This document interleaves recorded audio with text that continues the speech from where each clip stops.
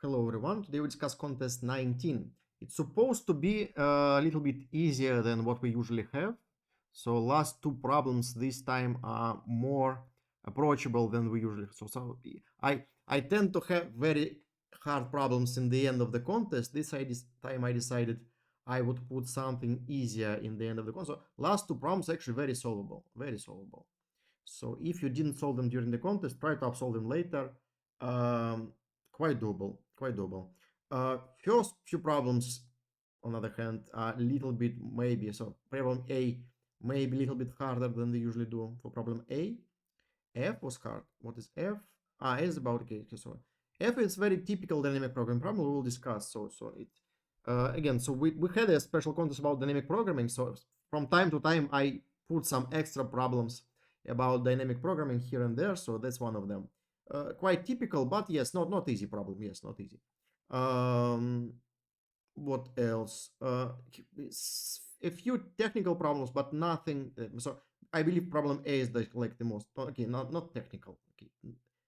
No, actually, no. I don't remember. Do we have any technical problems today? What do we have? Okay, this one, this one. Um. This one is not okay. Okay, maybe B is the most technical out of all this. Yes. Yeah, maybe in the first half, maybe B is the most technical problem. Other problems are mostly about getting the idea, reading the statement and understand what's going on, stuff like this. Yeah, so not that much code you need to write in the first like 5 problems. More code here in the end, yes, but so let's go. First problem, you need to build a permutation when you have A times number is increasing and B times number is decreasing. And again, the hint is permutation always exists.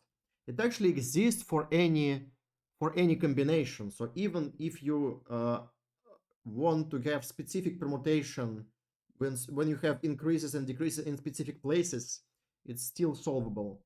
But if you just want number of, so okay, I will already write the solution. So let me open the. Do I have one? I don't have one. Oh, not here. So idea is pretty simple. So I want several times to increase and then several times to decrease. Yeah, and I will put them in this order. You can actually do it in any order. I will just put it in this order. Yeah, and you can do it like this. So here I need to do some increasing sequence. So you do it like 1, 2, 3, 4. Yeah, so I have 3 increasing elements. And now I want to have decreasing elements. So start to have decreasing from 4. So instead of putting 4, I will put maximal value. Okay, 4, 5, 6, 7, 8, 8. Yeah. So I still have increasing element here. And then start decreasing from here. Oh, right, 8, 7, 6, 5, 4. Yeah. Yeah. So here again, I will have A elements in increasing order, and here I have B plus 1 elements in decreasing order. Yeah. So here I have B times I have decreasing pairs, and A minus 1 plus 1 pairs are increasing. Yeah, so that's my solution. I believe many different solutions are possible here. Let's speed up again. I'm too slow. Okay, so solution is kind of boring. So that's the whole solution basically. Yeah. So let's read what problems did you have in this task, because I'm not sure. Let's read Konstantin. So you spend a lot of time solving this problem. I disabled the manager mode because I was solving. Let's enable it back.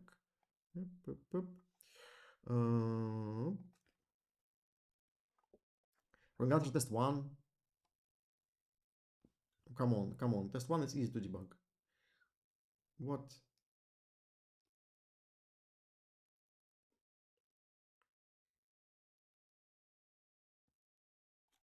What was your plan? I'm not sure what was your plan. Okay, maybe you misread the problem statement. That happens. So if you misread the problem statement, you may solve different problem for.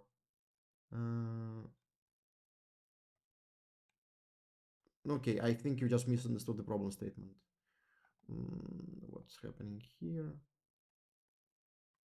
if I is less than A, then we put some increasing sequence. Okay, and if not, we put some decreasing sequence. Idea is fine. Idea is fine. You just need to carefully say which increasing sequence, which decreasing sequence. Okay, it doesn't work on the problem. Should you just put +1 to everything? No? Maybe. Again, I'm not sure why you didn't find this mistake. 2 power. Why? You can't put any numbers. You can put only numbers from 1 to n. Yeah, you can't do it like this.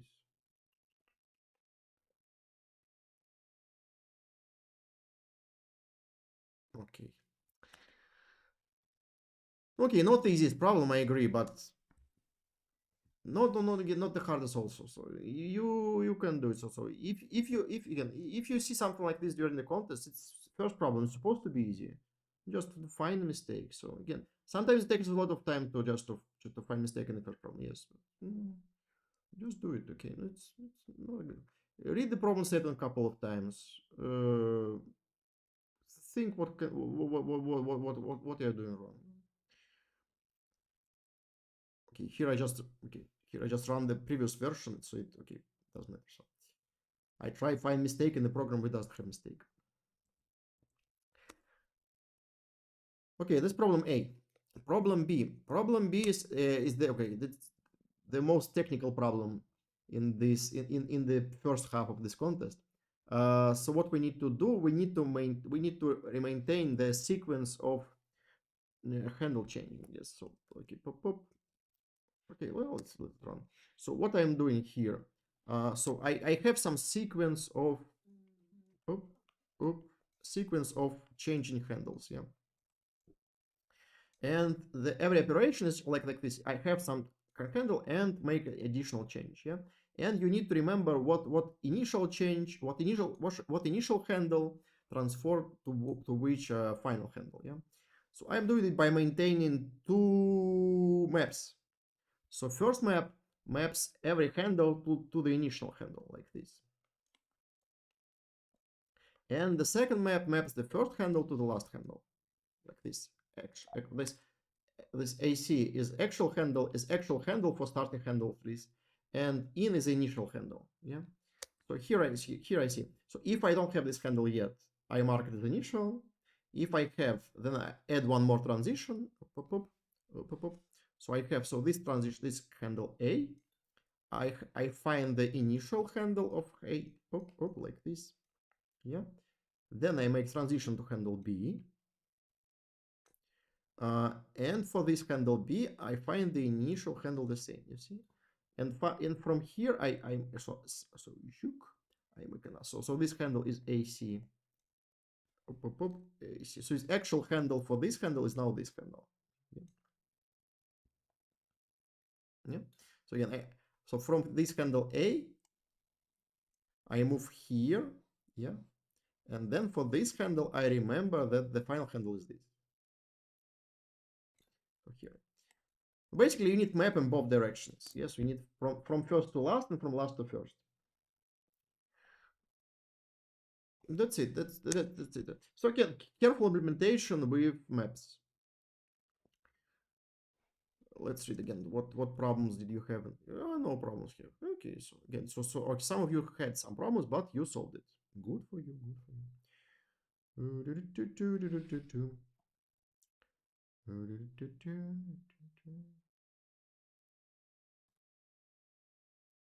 Okay, so you output too much from 2G. Okay, you don't need to put everything to G.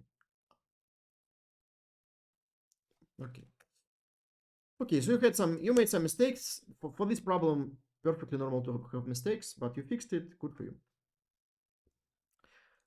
Let's move next. Okay, now we have, in this problem, we have a lot, okay, in this contest, we had a lot of problems when you basically need to read some problem statement and understand the problem itself is very simple, yeah?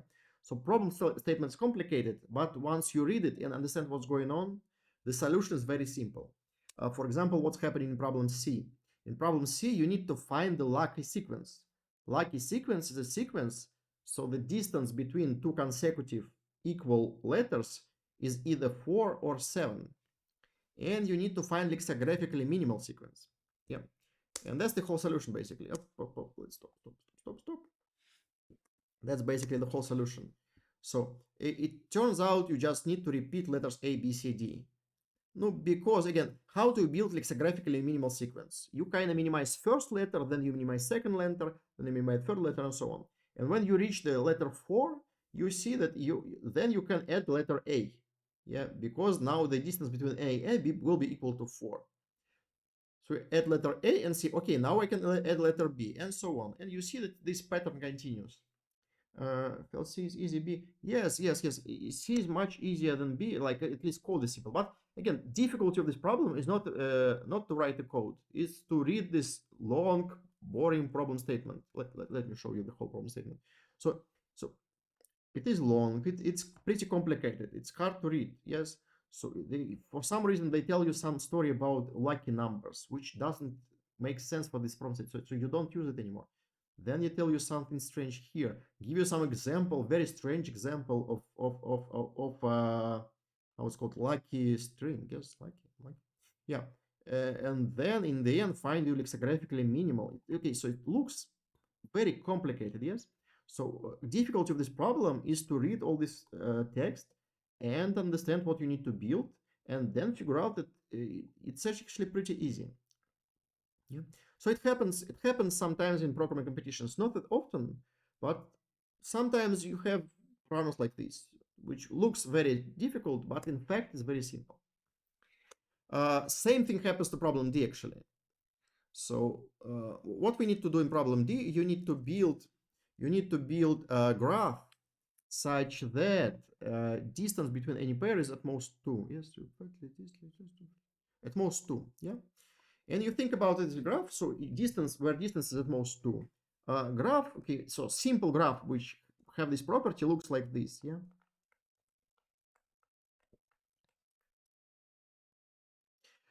So in this graph, any distance is at most 2, because you have this middle point, and every pair of nodes you can go from here to here in 2 steps, yeah. So every distance is at most 2. But then they add some additional complications. They say, okay, but some pairs of cities are not available. So for some pairs of cities, you cannot build the road. And that problem is much more difficult. Much more difficult, yeah. So, but then you read up to this part, yeah, see? And see that m is actually not greater than n over 2. And you think, okay, why did you give me this constraint? It looks kind of strange, yes? So again, the idea when you read the problem statement, you try to catch the parts which look strange, yeah? So this part looks strange. So they specifically mention that m is less than n squared. It should be important, yes? Yeah, it should be important, this part. And you think, why it's important? Okay, that's why. So because if m is greater, then such configuration always exists. So such configuration always exists because there is a node which is not in any of these pairs. It goes so then 2m is less than n. Yeah. So these pairs, they only touch 2m nodes. So there is at least one node which is not in any of these pairs. So you just need to find the node which is not present in this list and just build this configuration from this node. That's it. Yeah. Again, pretty complicated problem statement. So this part is kind of hidden in input constraints. Yeah. That sometimes happens. So you need to carefully read not only problem statement, but also constraints. Also input part, output part, everything.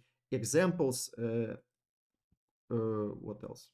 These nodes, for example, stuff like this. So just read everything. Read all this part.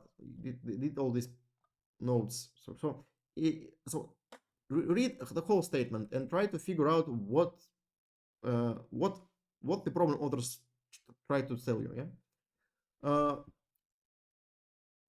Okay, that's it. I don't know what to tell more about problem. That's let's write the solution. So I just mark all the nodes as bad, all the nodes I can't use. Then find any node which I can use. Okay, here. So I find any node which I can use and just build this configuration. That's it.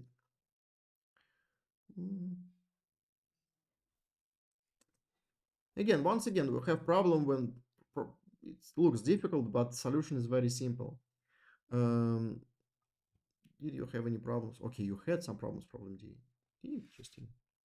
What can go wrong, problem D? You push everything here, erase. You can't erase unique before you sort. You need to sort them. Unique only works when you have sorted array. So you need to sort, then to do this.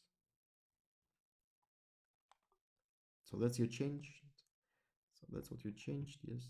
Let me check. Yes. Okay. That's problem D. Let's go next. If you have any questions, stop me at any point, okay? Do I hear you? I hear you. Problem E, another actually problem. I didn't make it on purpose, so I just copy some random problems like I usually do, yeah?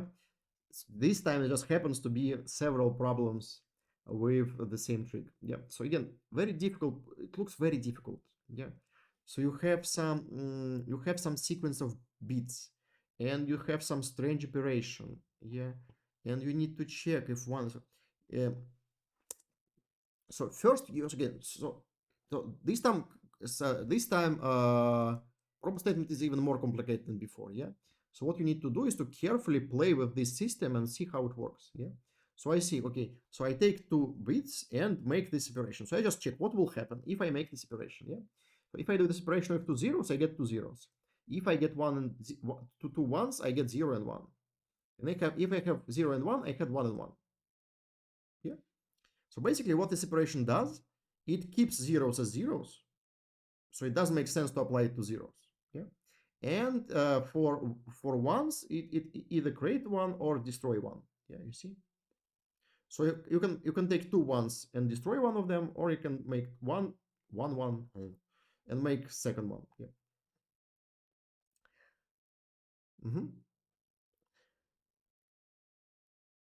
And now it's kind of clear. No, now it's kind of clear. So when we can create one sequence from another sequence, no, we can do it if we have like so. If we have sequence of I can't write here.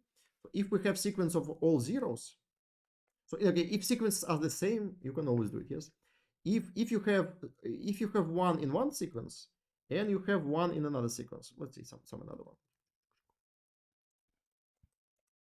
So any sequence which contains 1 can be transformed to any other sequence which contains 1.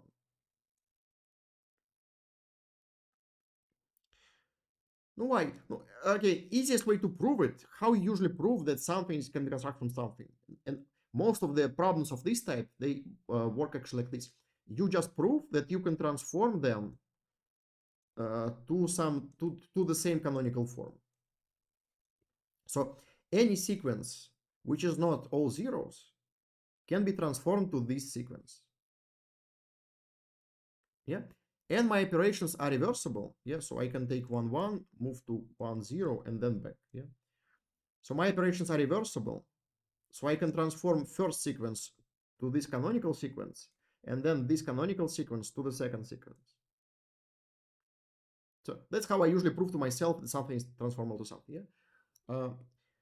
In reality, usually what it means that initial and final configurations they have the same some invariant. So you have some invariant which is preserved in these operations, and you just need to check that both starting and final position have the same invariant. So in this problem, invariant is just it's not all zeros. So there is at least one bit equals to 1. So that's it. So again, after you realize all this, solution is very simple. Yes, you just need to check that both sequences have 1. Yep. Okay, actually my code is strange actually here. I decided size 1 is kind of strange, so I put it here. Because you can't apply operation. Actually, it's not special case. You can remove this part. I just again sometimes when I see some strange case, I try to just take care of it separately. Yeah, so I don't have any special uh, problems with this special case. No. Yeah, and this so here I check if they both okay. So okay, strange code. Yes. So I check if they either both contain one or they both doesn't. If they both don't contain one. Yeah. So if I find one in one sequence and find one in another sequence, so these booleans should be equal. Not the most clear way to write it, but good enough.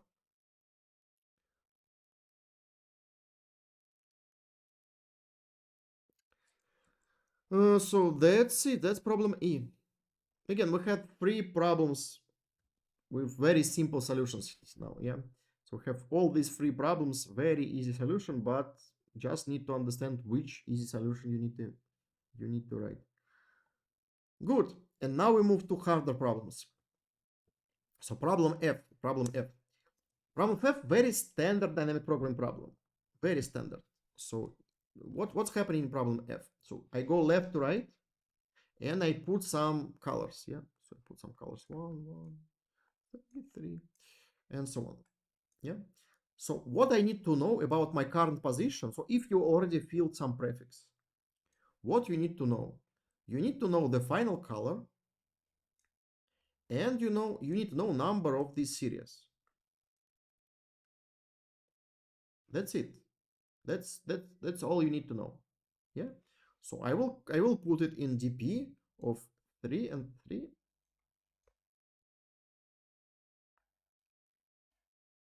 Yeah. So again, my dynamic programming will count the minimal cost, no, in liters of paint. Yes, minimal cost to get to the following state. I process some prefix and finish in some tree. Yeah, so it's some element here. And for this final element, I know its color and I know the number of series I have. So again, in my DP, it was called so DP of X and J for some reason. So X is the color,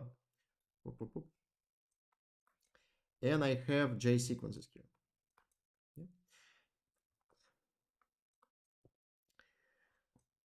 Now I did backwards dynamic programming. You can do forwards. Actually, it would be easier. I just started to do it backwards, so I continued. But it would be easier to do it forwards. So how you do it forwards? So you check the next color here. So if you put color X here, then you have so you have transition to the next, and you have next color is X, and you still have J series. And if the color is Y, then you stop your series here, start new series here. Yeah. And so your new state will be d prime of Y and J plus 1. I did it backwards. So I look not at the next state and the previous state. Yeah. So I look what color was here. So if this color was X, yeah, then I take this prefix, add one another element, and I have the same number of series. Yeah. If this color is different, Y, then I have this plus this, and I start a new series here. So I have J minus 1 here plus 1 here. And these all pretty standard parts actually. So again, after you solve a couple of hundred problems of dynamic programming, it's kind of very natural. Again, let's watch me how programming this stuff. So again, I usually do dynamic programming like this. I have one layer of dynamic programming and I transport to the next layer. Here I say to do it backwards, so I transfer to the previous layer. Don't know why. Okay. So here, okay. So I check the color.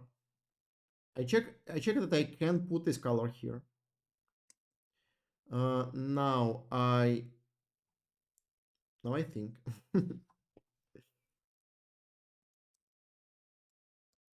Okay, I forgot to fill it with infinities. Let's fill it with infinities. Here I check. Here I choose the infinities maximal number divided by 2, so I don't have any overflows in the middle. Okay.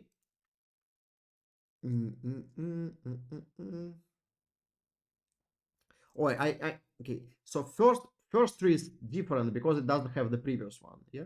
So for the first tree, I just say I can always put a color here, and I have like one series now. But for the every next tree, I need to check the previous color and maybe add new series or maybe not. Yeah? You can add another element in the beginning maybe, yes, of color 0, so it's color different from everything.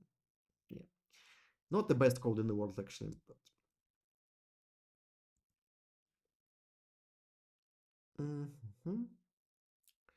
yes. So I have two options. I can put the same color here, then I have the same number of series j, or I can put some different color. So I will put some different color y. Then I need to put j minus 1 series and then start a new one. So y j minus 1, you see, and then start a new series. So again, so I have two options. I can take the same color or I can take different color. In both cases, I know what would be the number of series. Again, the idea is dynamic programming is just to see which parameters you need in dynamic programming. Yes. So when you go left to right, you need to know the final color and you need to know number of series. So you just put these two parameters as here as indices of your dynamic programming, and that's it. Everything else is just technical details. Okay. Okay, I actually made mistake here. So here you need to count. So if it's already colored, you don't need to color. They for some reason give you these costs, but you don't pay this cost because tree is already colored. Strange problem actually. This part is very strange.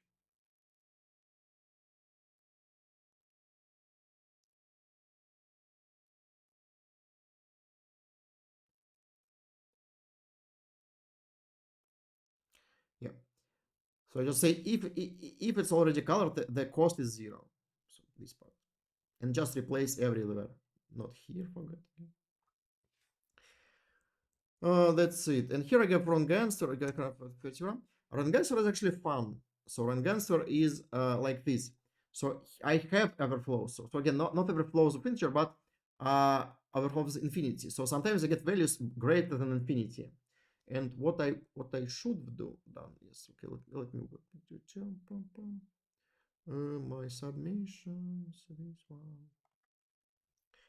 What I could have done. So here in the end I check if it equals to infinity. Here I could write greater or equal infinity because sometimes, okay, here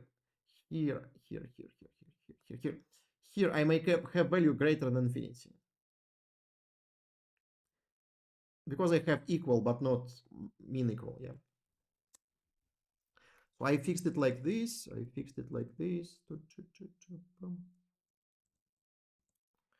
Stop. Or here. So I fixed it like this. So I just put, instead of just assigning this value, I relax this value.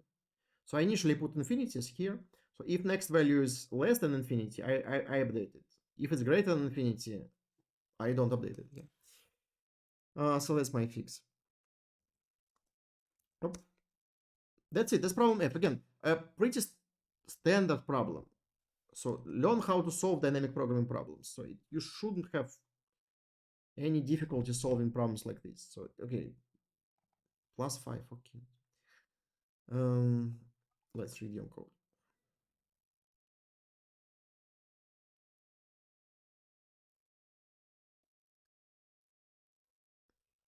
Yes, something like this. Why you have second case? Because sometimes it's not colored, sometimes it's already colored. You have two parts of basically the same code. So here you need to iterate over color, yes, and here you know the color. Yes. Oh no, okay. You can simplify. You can combine these two parts into one. Yes. Then you have less mistakes. Yes, but overall, pretty much the same code. It's strange how much, how long did you take to write it? Okay, like 40 minutes. Eh, not ideal, but not bad actually, not bad. You could do better, I believe you. So after you solve a couple problems like this, you will do it better. Again, not better, like faster, yeah. Um, okay, problem G. I didn't draw anything, so let's discuss problem G. Have any questions? No. Okay. Let's discuss problem G. Problem G is fun. So what happened in problem G? I have some numbers basically. Let's get there. So is there some interesting example? Okay, let's take this example, for example. Poop. So I have like 5, 20, 12, 7, 14, 101. Yeah. And I'm destroying these numbers until I have 3 numbers. So I have 6 numbers, 3 of them I will change. So first player destroys one number, second player destroys one number, first player again destroys some number, and then we count what is the parity of the sum of the numbers which are left. And the parity is odd. Uh, it means that someone will win. I don't remember who. So if, okay, it's again very poorly written, it's especially to make you suffer. So if it is even, then Daenerys wins. So if it is odd, then Stannis wins. Yeah. And Stannis is the first player. Okay, it's first. Okay, let's say first. So first player wins if I have odd sum. Second player wins if I have even sum. Okay, so again, pretty complicated problem. Looks like very complicated. Yes, we have some game, people doing something when we calculate some parity. But let's try to remove everything which is non-important. Yeah. So first of all, we care only about parity of numbers. Yeah.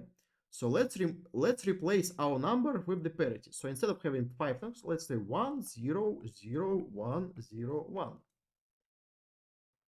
So it will be the same game for these numbers, right? Because I only care about parities. That's good simplification, right? So now I have only zeros and ones. Let's count them. Yeah. So I have 3 zeros and 3 ones. So that's my game. My game is identified by this part.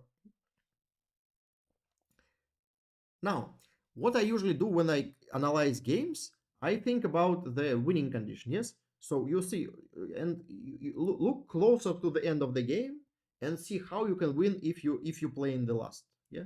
So again, the winning. So in the very last, after the last turn. Yeah. If it is odd, then first player. If it's even, second player wins. Yes. Uh, let's move one step back. So hop, hop, hop. So they make moves. Okay, let's see. So first player, second player, first player, second player, first player, second player, first player. Let's see. So I may have even number of moves or odd number of moves, like even number of moves. Then this second player making the last move, so they have an advantage. Yeah. So this player decides which element take the last. Yeah. If at this point I have both even elements and odd elements,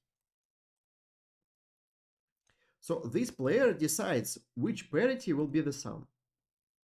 So it will always win. So they will always win. So the last player, the player who made the last turn will win if they have both options. So, yeah. Okay. So how can the another player uh, force him not to have options?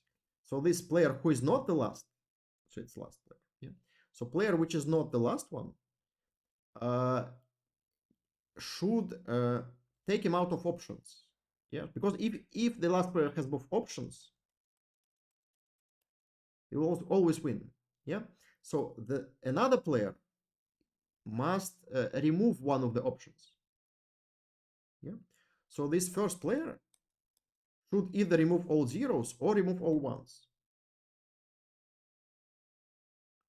Yeah, and if they can do it, then they will force second opponent to some specific parity. And if this parity is okayish, yes, so if this parity is good for the first player, then he will win.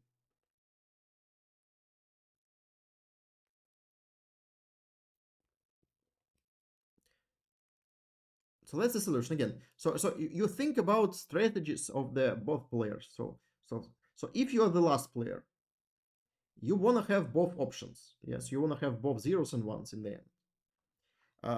If you are not the last player, then you can force the second player by removing some options.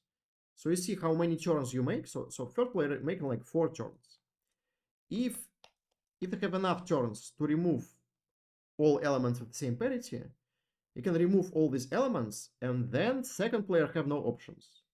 So we force some parity. If this parity is what we want to force, yeah. So sometimes we can force the parity, but we're losing this parity, so it doesn't make sense. Yeah. So if we can force the parity, which is good for us, then we will win. Okay, hope it was clear enough. Now we need to carefully implement all this stuff because okay, I spent so much time thinking who has even, who is odd, who plays first, who plays last. It's pretty hard to keep everything in the head. Yes. First part, just count how many odd elements, how many even elements. Yeah. Now I get case when I have special case when I have no moves, because when k equals to n, again be careful with constraints. Yeah. If k equals to n, it just makes uh, uh, it just means I have no moves. Yeah. So initial configuration is already final configuration. So our logic doesn't work. Yeah. Last player doesn't decide who will win because last player doesn't have any moves. So if m equals 0, it's special configuration. Just solve it carefully. Okay. Now solve configuration when m equals 0, when I have no moves. Now I need to check if I can force some parity. So I check which parity I will destroy. So I will destroy one of the parities. Check if I have enough moves to destroy this parity. Yeah. So second player will make okay, not second player, which is not the last one, will make m divided by 2 moves. Yeah. So I check if number of moves is enough to destroy one of the parities completely. Yeah. Then you need to count what would be the parity of the final result. If I destroy all elements with this parity, then all the elements which are the rest will have parity 1 minus I. And not k, it should be k. And in the end, I will have k elements of this parity. Yeah. So that will be the total sum in the end if I destroy all elements with this parity. Yeah. Now we need to check if I want this parity. So if this parity is good for the player which is not the last one. Here I spend a lot of time just thinking about the first player, last player, who wants which parity. Oh, okay. Okay, so here I said I will put some variables at least. So okay, again said I will put these two names into array.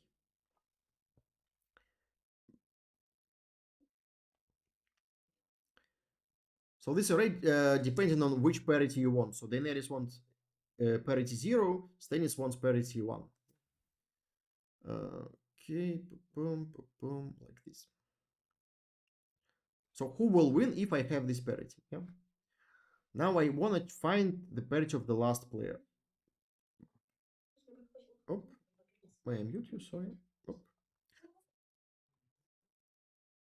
oh. Um,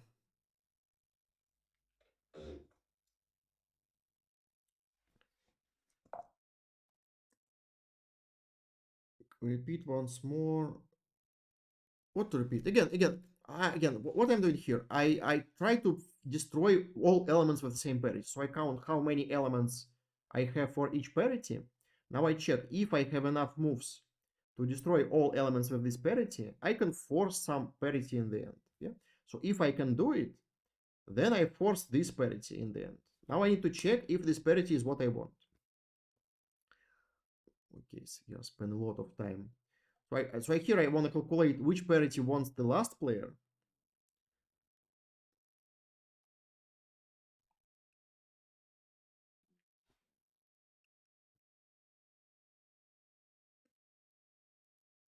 So here I just basically checked if I have two moves. So last player will be Daenerys. So Daenerys wants to be.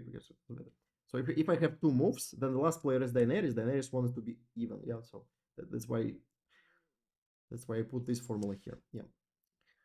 So actually, if this parity is not what the last player wants, yeah, then the player which is not the last one will win.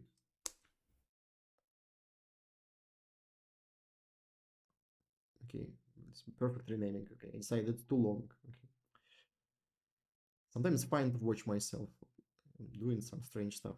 Yeah. So again, if player which is not the last can force parity, which is not the parity which wants by the last player, then this player will win. Yeah. If not, then the last player will win. Very complicated code. Okay, that's it. So let's read it once again. Actually, my submissions. I didn't open C line. Okay, so let's read it here. So let's very short code actually. Yeah. So that's the whole code. So again, I count how many elements of this of every part of both parities I have. Count how many moves I make. Check special case when I have no moves.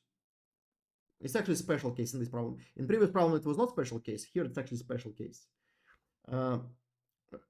Check who is the last player. And now I check if I can force, if player which is not the last one can force some specific parity. If it can, I check what is the parity. If it is not the parity which is wanted by the last player, then I force this parity and win. If I can't do it, then the last player will win. Because last player can decide which parity will be in the end. No, that's it. That's it. Problem G. Again, it's difficult not because you need to write a lot of code, but because the model is difficult. Yeah, so you need to analyze the game. Analyzing games is not easy thing. Okay, code forces down. Do I have internet? I have internet.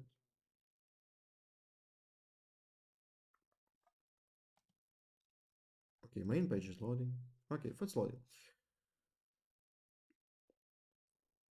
That's it. That's problem G. So we left the problem H. Let's discuss problem H. Problem H can be solved different. So again, the model in problem H looks like this. I have sequence of elements. And I have some relation between consecutive elements.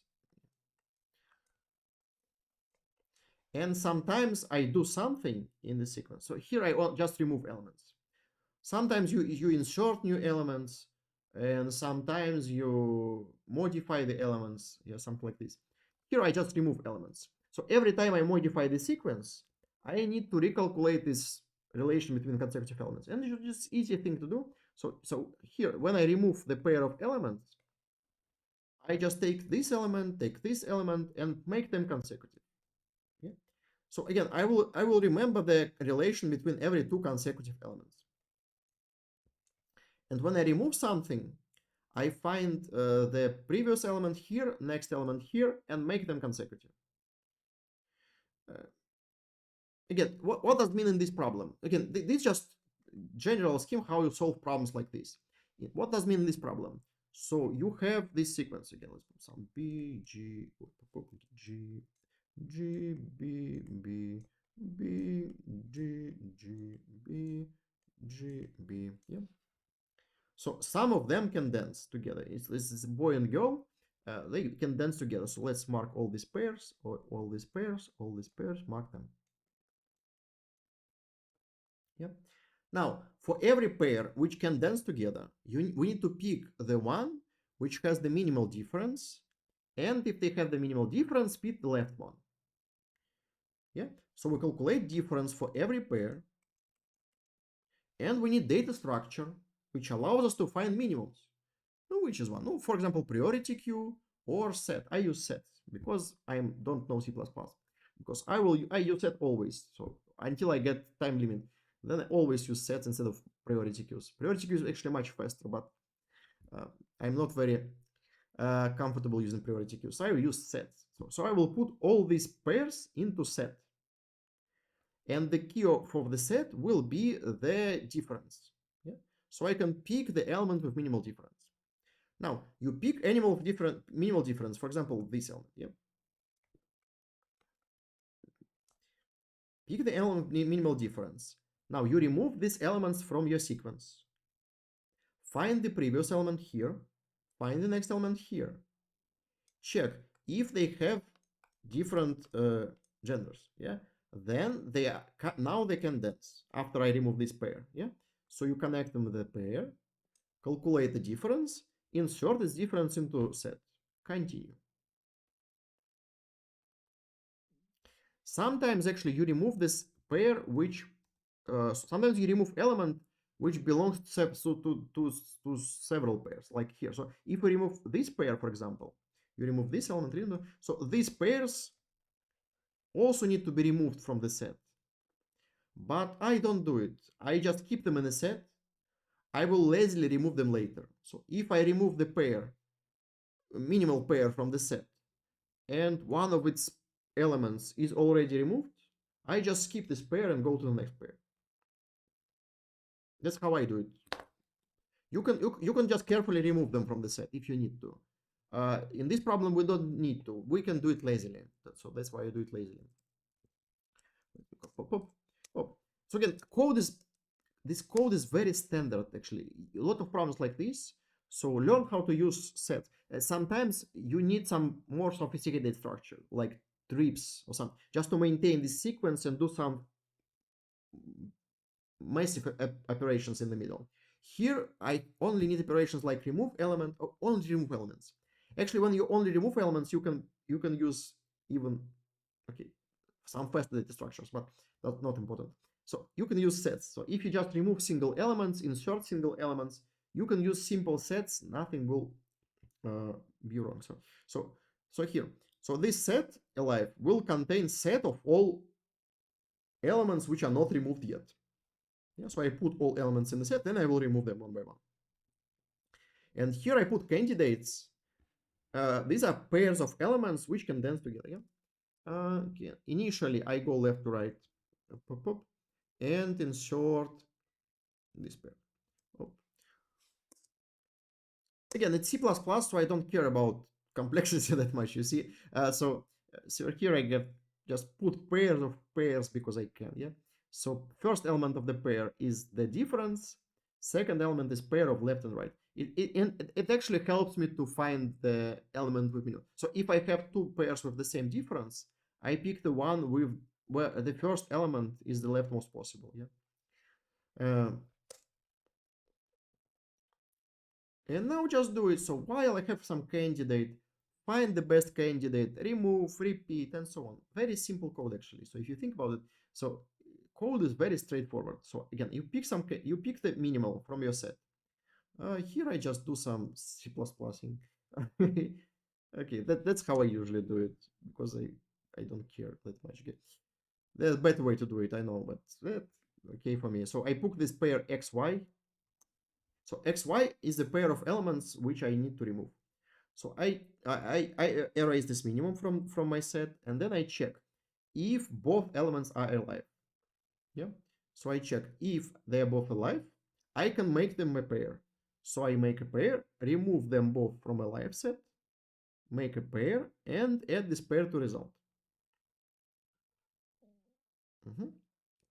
Now you need to find this previous and next elements and make a new pair out of them. Yeah. So I use it using lower bound in a set. So again, I find, okay, I'm not actually not good at all in C++. So my C++ code looks sometimes terrible, but it works. That's the main part. Yeah. So I find lower bound of y. It's the closest element here. So it's this. So okay, so these elements are x and y. I removed y, so this element will be so pointer to here. So p is pointer to here. I take this element and the previous one. So I check if it is not the end. So if it exists. Okay. And if it's not the first element. Yeah. So here I check that both elements exist. This one and the previous one. Then take this element, take the previous element. Ta-da! That's it. Put them in a set.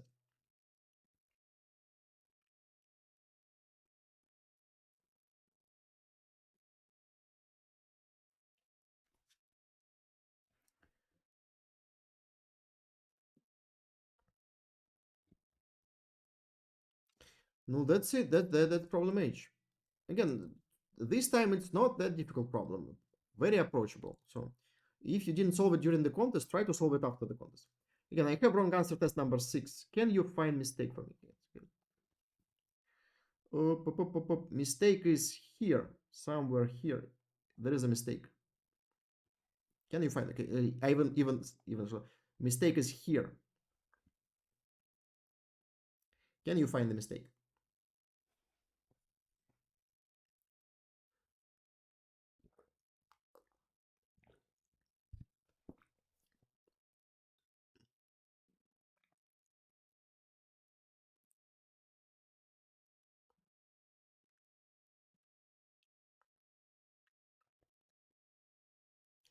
I found the mistake only when I read the whole code. So this part should do something similar to this part. Yes. So in the beginning, I just scan all the pairs and put them to the set. So I found this mistake when I was reading code from the start. I found this part and thought, oh, I need to do the same here. You see?